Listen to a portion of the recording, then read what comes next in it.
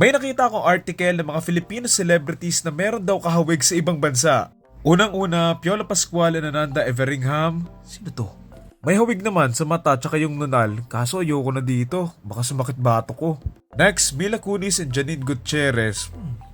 Pwede, parang sa mata tsaka sa labi. Sa akin iba yung naiisip kong kamukha ni Janine Gutierrez eh. Ito pares kami ng opinion ng Des Aquino. Medyo may hawig sila ni Alexandra Daddario. Ito, Vic Soto and George Clooney. Kung usapang buhok siguro pwede pa.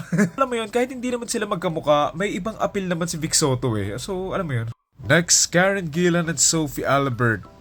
Pwede pa. Hindi sila magkamukha para sa akin, pero meron silang same vibes kung alam mo yun. Next, Professor Jack Roberto and si Ji Chang-wook. Sino si Ji Chang-wook ulit? Wait lang. So, hindi ko masyadong alam yung itsura ni Ji Chang-wook, pero based dito, parang ang layo. Saan? Lapit ako, baka mas maging kamukha. Next, Jennifer Lopez and Jen Rosendahl. Ito pa si Berta sa Pepito.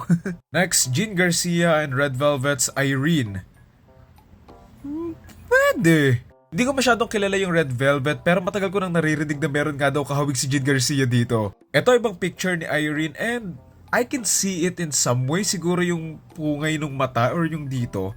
And siguro yung ganun din ang muka, yung haba pababa, ganun. Next, Alden Richards and James G. Ryu. Hindi ko masyadong kilala si James G. Ryu, pero dito parang malayo. Pero dito, kita ko yung pagkakahawig nila dito. Next, Marian Rivera and Lea Dumorsure. Pwede.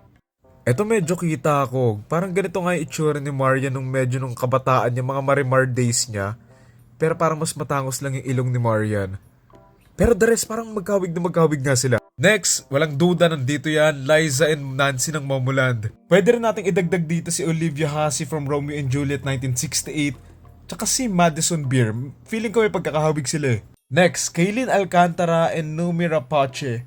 Eto, agree ako dito, 100%. Kung familiar siya yung bida sa What Happened to Monday, Close.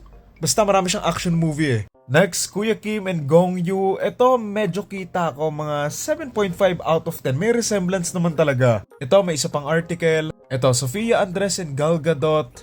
Dito, may resemblance sila. Pero yung ibang movies niya before parang wala eh. Pero baka yung itsura niya ngayon, baka hawig niya na. I don't know. Next, Sam YG and Jordan Clarkson.